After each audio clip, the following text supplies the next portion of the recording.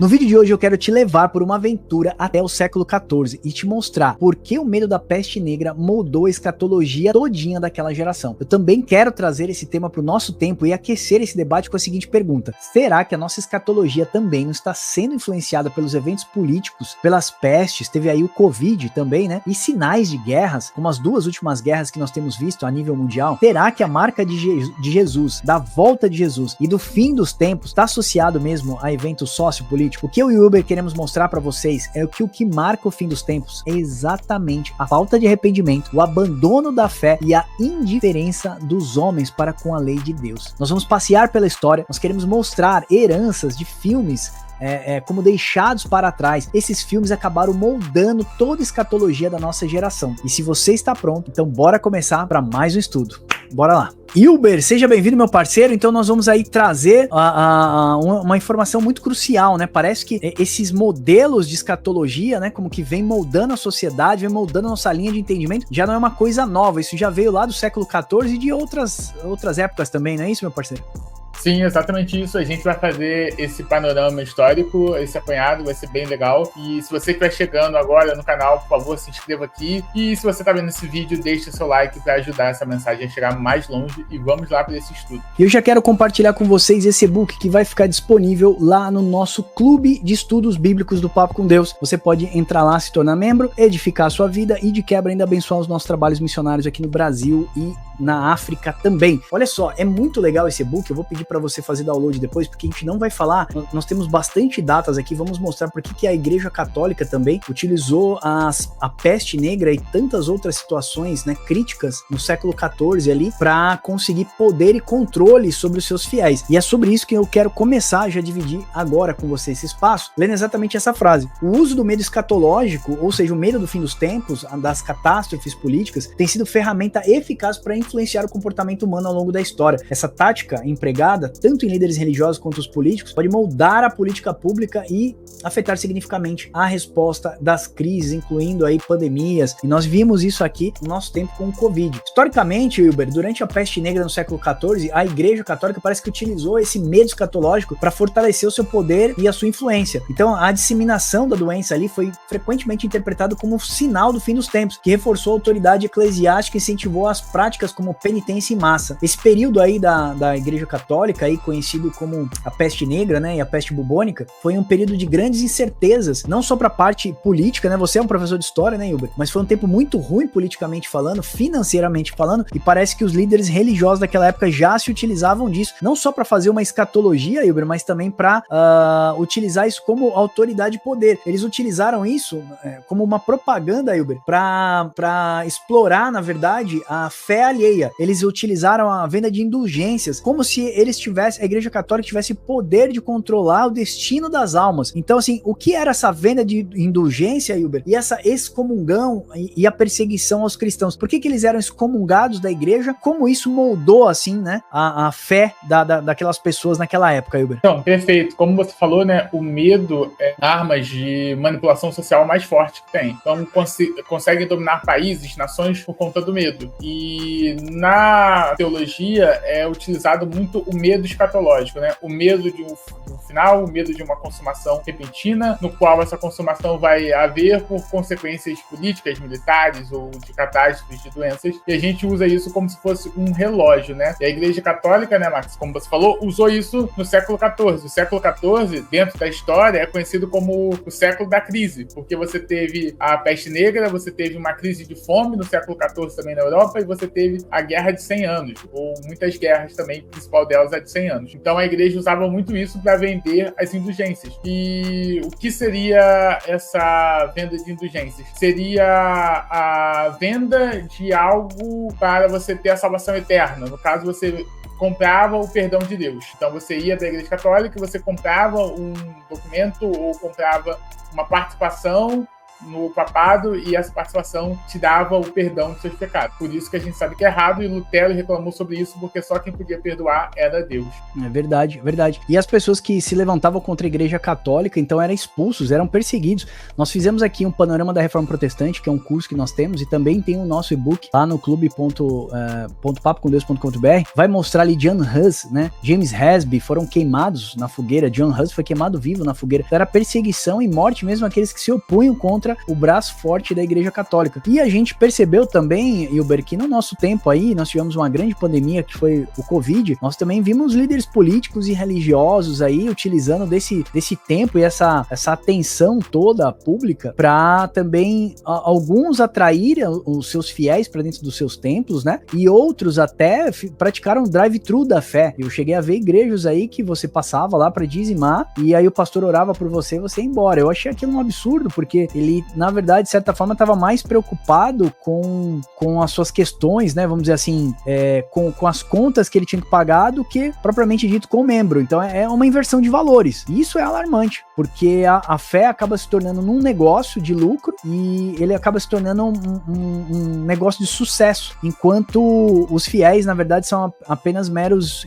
vamos dizer assim, meros instrumentos para alcançar esses objetivos. Nós já vemos isso no mundo político e acabamos vendo algumas igrejas praticando esse tipo de coisa. Então, a gente fala que o medo escatológico, né, o medo do fim dos tempos, ele acaba, de certa forma, moldando o pensamento escatológico, o seu pensamento que você tem de acordo com o fim. Max, mas espera aí, então, se guerras não são isso, se pestes não mostram o fim dos tempos, o que mostra o fim dos tempos? Então, nós devemos reconhecer os ensinamentos que Jesus disse. E Jesus disse pra gente, Hilber, que o fim dos tempos seria como nos tempos de Noé e como nos tempos de Ló. Tá lá em Mateus 24, do 37 ao 39, e você também vai poder ver isso em Lucas, do 28 ao 30. Jesus destacou o verdadeiro sinal do fim dos tempos seria o aumento da iniquidade e a falta de arrependimento. Ele fala ainda assim, ó, e por se multiplicar a iniquidade, o amor de muitos se esfriaria. Iniquidade são os transgressores da lei. Então você vai ver que o mundo já transgride a lei de Deus, mas quando a igreja passa a transgredir a própria lei de Deus, você pensa que é o aumento da iniquidade. Então, assim, por a gente ver isso dentro da igreja, o amor de muitos vai acabar se esfriando. Os dias de Noé também, em que o tempo que Noé ficou pregando ali, mais de 100 anos, e as pessoas não se arrependeram, Wilber, mostrava também o tempo, como que eu posso dizer? Mostrava a indiferença do povo que ficou 100 anos ouvindo a Noé e não recebeu a mensagem da salvação. Então, o que marca o fim dos tempos, Paulo vai falar que é a apostasia e a manifestação do anticristo. Nós vemos já em outras cartas, né, e Jesus também no seu sermão, dizendo que vem o esfriamento da fé, que seria a apostasia, o abandono da fé, o aumento da iniquidade, o abandono da fé original. Então o que a gente percebe, Uber, que guerras sempre existiram, elas vão continuar existindo, mas não são os principais moldes, né, vamos dizer assim, as principais coisas que moldam o fim dos tempos. O que a gente percebe mesmo é esse aumento da iniquidade, né, e esse esfriamento da fé das pessoas, não é isso, Uber? Exatamente, como você falou, as guerras, elas sempre ocorreram. Vou dar um exemplo. Teve uma era na Europa, um período na Europa, que era o período das invasões vikings, né? Foi do final do século VIII e início do século XI. E nesse período de invasão viking na Europa, eles achavam que os vikings nada mais eram do que a besta que se levantava do mar, porque eles vinham em barcos, e ali seria o apocalipse e seria a destruição, porque os vikings, quando invadiam a Europa, eles saqueavam, colocavam fogo em templos, eles matavam pessoas inocentes. Então eles achavam que isso era o final dos tempos, a besta vindo do mar, mas não era. Tanto é que passou o século XI, XII, XIII, a gente está no século XXI, e aquela percepção de que aquele tempo era o final, não foi, porque eles estavam moldados pelo medo escatológico. E uma coisa também importante falar, né, da indulgência, da gente não receber críticas de católicos aqui no canal, né, porque a gente tem irmãos católicos que acompanham. O que acontece? Até a própria Igreja Católica viu que a venda de indulgências era errada.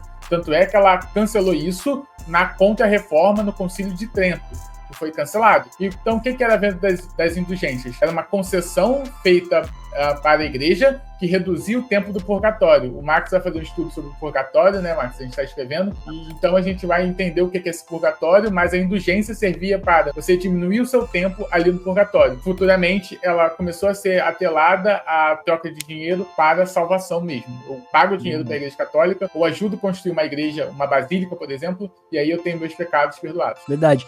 A gente vai fazer um estudo chamado assim, o nascimento do purgatório. De onde veio essa ideia, de onde moldou a ideia ideia do purgatório, ela começa ali no século IV, já estou escrevendo sobre isso, Ambrósio de Milão, Agostinho, algumas variantes, algumas ideias que só vão se solidificar lá no século XII. Começa no século IV, Wilber, isso aí vai solidificar só no século XII. Até o século do IV ao XII você não vê a palavra purgatório, mas depois eles vão olhar os escritos de Ambrósio, tem diversos pais ali, né, da patrística, e eles vão se basear naquele conceito, vão criar essa doutrina, e depois isso vai perdurar até os nossos dias aí. Então é o seguinte, pessoal, olha só o que Jesus fala, voltando pro nosso e-book, quero compartilhar com vocês. Voltando aqui, ó, galera, deixa eu aproveitar e mostrar uma coisa gratuita pra vocês aqui, ó, Café e Teologia, papocomdeus.com.br/news, vai lá, coloca o teu e-mail, vai chegar um e-mail do nosso robô para você, vai lá e responde o e-mail dizendo assim, já recebido, este e-mail foi recebido. O que você vai receber? Você vai receber teologia, artigos da Academia de Teologia gratuito, professor William Orland, Jonathan Edwards está escrevendo com a gente, nós estamos escrevendo artigos de história, esses artigos então que nós estamos falando aqui, trabalho de pesquisa da patrística, né, como surgiu o purgatório, da onde veio essa ideia do purgatório, né, quem criou o purgatório, toda essa história do purgatório, nós estamos fazendo um curso sobre o inferno, o Hades, o Sheol, o mundo dos mortos, e nós vamos passear por todos esses contextos e vamos trazer assim um conteúdo bem rico para vocês. É uma bibliografia vasta, a gente comprou muitos livros, muitos materiais históricos aí. Então fica ligado, quer receber esse conteúdo gratuito? papocomdeus.com.br/news, coloca o teu e-mail lá e você vai receber conteúdos da Academia de Teologia gratuito para você. Olha só o que Jesus falou, ó. Jesus vai alertar as pessoas. Deixa eu puxar aqui. Tá aqui, ó. Esses eventos ilustram um padrão no aumento do pecado, iniquidade, imoralidade. A volta de Jesus Cristo será no momento e pegará muitos de surpresa, assim como nos dias desses patriarcas bíblicos, muitos estarão desatentos às evidências espirituais e aos sinais do fim dos tempos. Olha só o que Jesus falou, quer ver? Deixa eu puxar aqui. Então 2 estarão no campus, um será levado, o outro será deixado. 2 estarão trabalhando no moinho, um será tomado e o outro será deixado. Portanto, vigiai, porque vocês não sabem o dia e nem a hora. Jesus sempre disse um levado, outro deixado. E aí a gente vai vir para aquele problema que nós falamos do filme Deixados para Trás. Eu quero compartilhar com vocês aqui. Esse filme, gente, acabou moldando toda a nossa teologia. Tá aqui, ó. Vou compartilhar aqui com vocês, ó. Deixados para Trás, o filme. E se não fosse bom um filme só, os caras lançaram 3, Wilber. Tá aqui, ó. Deixados para Trás, Mundo em Guerra, Deixados para Trás 2, Deixados para Trás 3, ó, tá aqui o 3, ó, Deixados para Trás 3. Então assim, se você conhece o Deixados para Trás 4, que eu não conheço, coloca aqui na descrição desse vídeo qual outro tipo de filme, ou se esse filme também moldou a sua escatologia, né, moldou a nossa teologia, nosso entendimento sobre o fim dos tempos, porque esse filme de Tim LaHaye acabou fazendo isso. Ele acabou moldando a nossa escatologia. E o que eu quero dizer para vocês é que essa questão de um ser deixado, outro levado, eu vou até mostrar um moinho para vocês também entenderem o que significa um ficar e o outro ir. É o seguinte, deixa eu mostrar aqui para vocês. Então vamos lá, esse aqui é um moinho de pedra. Deixa eu ver se dá para dar um zoom aqui. A prensa de azeite. Então aqui tá uma prensa de azeite. Você tinha que rolar a prensa, a outra pessoa ia colocando os azeites aqui dentro. E ele ia saindo aqui embaixo. Deixa eu ver se eu tenho outro. Aqui já é uma prensa já com a parte do azeite aqui. Então, você ia moendo aqui o azeite, né, a azeitona, e aí você vai extraindo daqui o azeite. O primeiro azeite, ele era utilizado como especiarias, né, perfumes no templo. O segundo azeite, ele era utilizado aí para feridas, etc. E o terceiro azeite era utilizado para secar, para queimar, desculpa, para você colocar na lamparina, ou para você queimar ele, acender ele no templo. Aqui eu já fiz um estudo chamado Monte das Oliveiras, ou Getsemane, né? Que significa lagar de azeite ou prensa de azeite. Era assim, ó, nós tínhamos aqui 2 ou 3 pedras colocado aqui nesta haste toda, que você está vendo aqui, e aqui é onde você colocava, tá vendo? Como é que eu posso dizer? Isso daqui era feito de... Como é que é o nome daquele tecido? Eu esqueci agora o nome. Você botava o azeite aqui dentro, né? É como se fosse um tecido, tá? Emaranhado, um tecido aqui. E aí você colocava esses emaranhados aqui, cheio de azeitonas aqui dentro. Aí você botava a pedra, quando você colocava o peso aqui, essas azeitonas aqui, elas eram espremidas e o azeite saía exatamente aqui, tá? Então era assim que era extraído o azeite. Botava-se a prensa aqui, o azeite apertado aqui, ele saía aqui desse jeitinho. Por que eu quis mostrar isso para você? Porque para fazer esse tipo de serviço, você precisava de 2 pessoas. Quando você precisava separar o grão e o trigo, você também rolava uma pedra e ele ia quebrando ali os grãos, ia separando o grão e ali da palha. Então você sempre precisava de 2 pessoas. Jesus fala, quando vier o Filho do Homem, um será tomado e o outro será deixado. Então, assim, essa questão de deixados para trás não significa, Hilber, como é que eu posso explicar isso? Que deixados são as pessoas que não foram arrebatadas. Deixados, na verdade, significa os filhos de Deus, aqueles que vão herdar a terra, tá? Porque o que você percebe? Veio o dilúvio e levou a todos. Jesus fala ali, quando vem o dilúvio, leva a todos.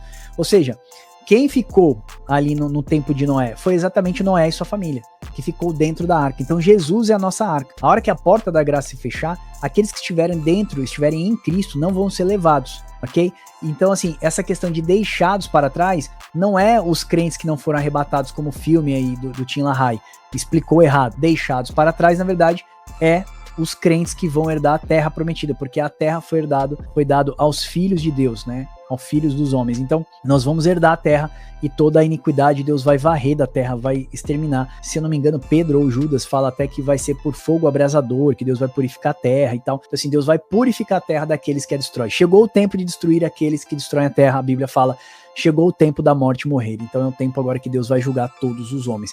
Então, vamos lá. O que moldou a nossa escatologia, né? Os últimos 20 anos de filme deixados para trás. Essa escatologia dispensacionalista e tal. Veio do filme de Tim LaHaye, veio de John Nelson Darby, já fizemos um estudo aqui sobre dispensacionalismo. Se você quiser, digita no YouTube aí, ó, dispensacionalismo, papo com Deus, ou o Wilber pode deixar um card aqui em cima, não sei nem como é que eu coloco, aqui em cima, em algum lugar aqui, vai ficar um card para você, ok? Na descrição desse vídeo também, a gente vai deixar um vídeo dispensacionalismo, se você quiser estender um pouquinho o seu estudo e um pouco mais fundo, você vai poder também. Quer fazer algum comentário para eu já passar no tópico final aqui? Perfeito, você falou muito bem que a palavra deixado ali não faz atribuição a quem ficou, a quem vai, né? Igual você falou, deixados para trás dá a intenção de que Cristo veio, e a gente lê o texto com essa ótica, de que Cristo veio e os que ficaram aqui foram deixados, né? Mas quando a gente vai no texto de Mateus 24, que vai falar aqui, então, estando 2 no campo, um será levado, a partícula negativa aqui, quem está tomando juízo é o que é levado. O que é deixado em segurança. Por isso que ele dá o contexto de Noé. Noé não foi levado pelo dilúvio. Noé foi deixado em segurança. Aonde? Dentro da arca. Só que a gente olha o título do filme, já tem todo esse imaginário dispensacionalista na cabeça, e a gente atribui esse deixado como se Cristo tivesse arrebatado, levado alguns e deixado outros aqui para sofrer a grande tribulação. Mas o deixado é o deixado em vida, o deixado em segurança. E o levado é justamente o que foram levados pelo dilúvio no verso 39. Então a partícula negativa está no levado. O levado não é arrebatamento. O levado foi o quê? Levado pelo dilúvio. E o deixado foi o quê? O deixado em segurança. Muito bem. Agora eu quero, nesse finalzinho aqui, agora chamar a atenção dos profetas do caos. É por isso que essa capa desse vídeo aqui talvez tenha chamado a sua atenção. A gente quer falar sobre isso. Então, primeiro, assim, antes de entrar nesse ponto, eu queria falar que, como cristãos, nós devemos nos ater, então, aos ensinamentos de Cristo, prestar atenção, estudar a fundo, para que a gente não seja levado pelos ventos de doutrina. A verdadeira preparação para o fim dos tempos e para o tempo que nos aguarda, que é a esperança da volta de Cristo, é a gente viver, na verdade, todos os desafios que a vida nos proporciona através da nossa fé, com esperança, amor e cuidado ao próximo, viver uma vida de piedade. E agora eu quero invocar, cadê os profetas do Apocalipse? Cadê os homens que se dizem pregadores da última hora? Por que esses homens não fizeram lives, arrecadaram dinheiro aí pro Rio Grande do Sul? Nós temos aqui 2 irmãos, amigos nossos, irmãos do canal Reino de Deus, do Thiago Tis. Eu vi aí um homem, pastor com 12 milhões de seguidores, não fez uma live para arrecadar fundo para essas pessoas. Então, eu quero dizer isso para vocês, essas pessoas ficam tentando colocar o véu naquilo que Cristo já tirou o véu. Eles ficam criando mistérios, interpretações malucas, chamando atenção para diversas, tirando o foco, a gente chama de false flag, fazendo você olhar para focos de incêndio que não faz o menor sentido. Em Apocalipse 1:1, Jesus vai dizer que ele diz exatamente isso, que ele já descortinou o Apocalipse. Ele fala a revelação de Jesus Cristo ao seu servo, né, ao seu servo João. Então Jesus está revelando, tirando o véu, mostrando que a grande Babilônia agora não é mais uma cidade, é o mundo inteiro, mostrando que a guerra agora não é uma guerra georreferenciada num local específico, numa região específica, mas agora a guerra, a batalha do grande Armagedon é o mundo inteiro. Que essa grande batalha pela luta pela sua alma, ela já começou. E se você partir hoje, você já vai estar diante de Deus num juízo eterno. Então agora Deus já mostra que a Israel, que está lá no Oriente Médio hoje, como Gálatas 4 fala, ela não pode gerar filhos para a liberdade, ela só pode gerar filhos para a escravidão. Que agora nós somos de uma pátria que é de cima, não mais de uma pátria que é de baixo. Ou seja, nós aguardamos agora a nova Jerusalém, que vem de cima e não a de baixo. Então cuidado quando você vai para Israel, ou você olha aquela cidade como uma terra santa, porque aquela terra não é mais santa. A geografia do sagrado não está mais num local específico, agora ele é algo que é dimensionado para uma outra dimensão, é espiritual. Eu diria para você que ele é metafísico, ele transcende tudo aquilo que você conhece. Cuidado com a geografia do sagrado, cuidado com essa geografia escatológica que os profetas do caos têm disseminado no nosso tempo. E eu queria chamar sua atenção exatamente para isso. Para de bater palma para doido dançar. Para de visitar esses sites malucos por aí. E até alguns bons cristãos, mas que têm tido doutrinas malucas, que têm levado você a mais ter medo da escatologia e do apocalipse do que ter esperança, fé e aguardar ansioso para aquele dia. Jesus disse, quando todas essas coisas acontecerem, Jesus está falando de catástrofes, tá? Ele falou assim, o que? Exultai, alegrai-vos, olhem para cima, porque a sua redenção está próxima. Então, o meu convite hoje, Uber, é falar assim, para de dar palco para palhaço dançar. Pare de bater palma para esses profetas do caos. Se você gosta desse tipo de coisa, se você gosta de ver as famílias milionárias do mundo, os controladores da terra, como é que é o nome daquelas religiões lá? Eu nem sei mais. Teorias os Illuminati, teorias da conspiração. Eu tenho certeza que vários canais já fizeram até vídeos mostrando a Madonna fazendo rituais, coisas sexuais ali no palco e tal. Se você gosta desse tipo de coisa, então tudo bem, se alimenta com esse tipo de lixo. O que nós temos trazido para você é teologia pura, sincera e aquilo que edifica a sua alma. Se você quer algo que é especulativo, que é místico, cabalístico, sei lá o que dizer, holístico, maluquístico, fica com a sua escatologia. Mas para vocês que têm um coração piedoso, na obra de Deus, no amor, na comunhão, então, irmãos, vamos se unir, vamos ajudar os nossos irmãos do Rio Grande do Sul. E eu vou até aproveitar para deixar o Pix aqui, ó, do Thiago e do Israel, tá aí, ó, vamos ajudar o Thiago e Israel, tá aí o Pix dele do Rio Grande do Sul, tá aqui, é o celular, se eu não me engano, é do... esse celular é da nossa conta, que nós enviamos já recursos para eles, estamos enviando toda semana, tá? Acabei de ver aqui que é da minha conta, dessa conta aqui, nós deixamos especificamente do C6 Bank para ajudar a vida deles. Então, para de dar palco para doido dançar, para de bater palma para palhaço dançar. Hilber, todos os seus microfones pra gente encerrar. Não, perfeito. A escatologia do medo, ela tem um problema muito sério, que é o problema da opressão, né? Ela vai oprimir aqueles que a escutam, vai deixar aqueles que a consomem sempre viciado, como se fosse uma droga, sempre buscando uma coisa a mais, uma informação nova a mais, um mistério novo a mais, um número novo a mais que ninguém descobriu, mas que esses profetas sabem, o mistério vai revelar para vocês o que estava oculto a todos. Isso é muito, muito, muito perigoso, porque a escatologia bíblica não é uma arma ou um instrumento do medo, mas é uma mensagem de fé e esperança.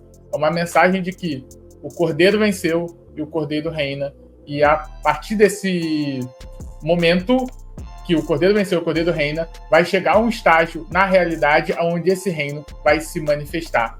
E isso é uma mensagem de esperança.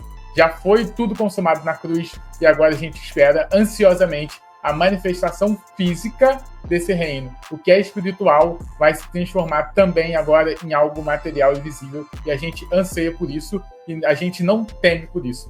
Então, como o Max falou, cuidado a consumir esse tipo de mensagem, porque você vai cair em um limbo, em um buraco negro, que vai ficar te levando a consumir sempre mais esse tipo de conteúdo. Você sempre vai querer saber quem é o anticristo da vez, quem é marca da besta da vez, qual é o número que, somado com o ano do eclipse, vai te revelar um mistério que estava oculto a todos os outros. O Apocalipse não é isso. O Apocalipse é um livro de exultação, fé e esperança de que o Cordeiro venceu e reina, e a gente anseia para que esse reino se torne físico na vinda dele.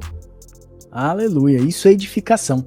Então vamos lá, alguns recados. Primeiro, se você tiver disposição para ajudar o pessoal lá do Rio Grande do Sul, Thiago Tiz e Israel, tá aqui o nosso Pix, ok?